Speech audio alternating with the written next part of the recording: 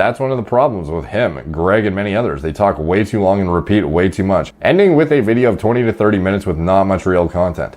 Dude, what is this? Is this not content? Like, what the fuck are you complaining about, dude?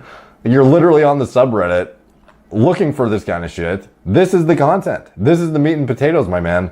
Fuck's sakes. The only gym close to me was a stereotypical pay $10 a month to work out here so you can use your money for gear instead kind of gym.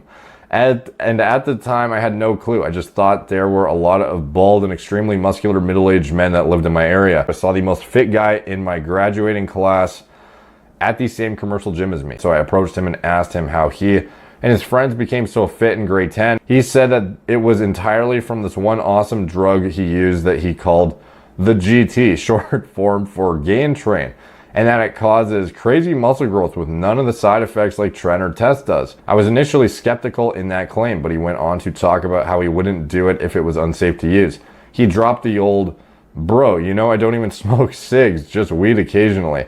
I never put anything bad into my body, you know that. Deciding to ingest DBOL like they are Skittles for nearly a year, because with no side effects, the more the merrier.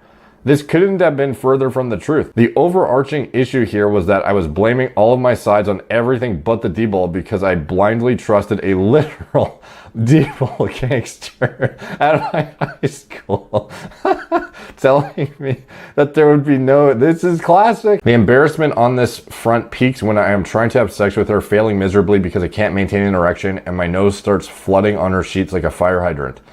Yeah, the nosebleeds were almost daily. And I have the stamina of a hypogonadal 90-year-old. Fuck, sorry dude. She breaks up with me on the spot, shames me for my nosebleed by saying, no, it's more embarrassing than a girl bleeding on the bed during her period, you're pathetic. No, dude, that did not happen. And says my body looks terrible for someone who cares about the gym as much as I do. Dude, what the fuck? This cannot be serious.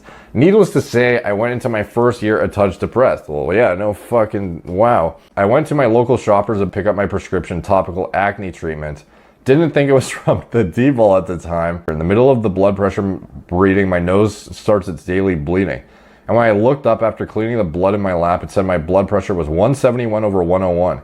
I thought this number was stress-induced from the transition into university and went on my way unfazed. A prime Reuter moment, 100%. By the end of the school year in April, I was shredded and was more depressed than the day after my ex-girlfriend broke up with me. Why? Because I developed probably some of the worst gyno I had ever seen at the time. I was around 8 to 10% body fat and had lumps the size of golf balls cut in half under my nipples. A month out of surgery, my mom saw me with only a towel on after a shower with my nipples still not fully healed. She instantly knew I did something to my chest.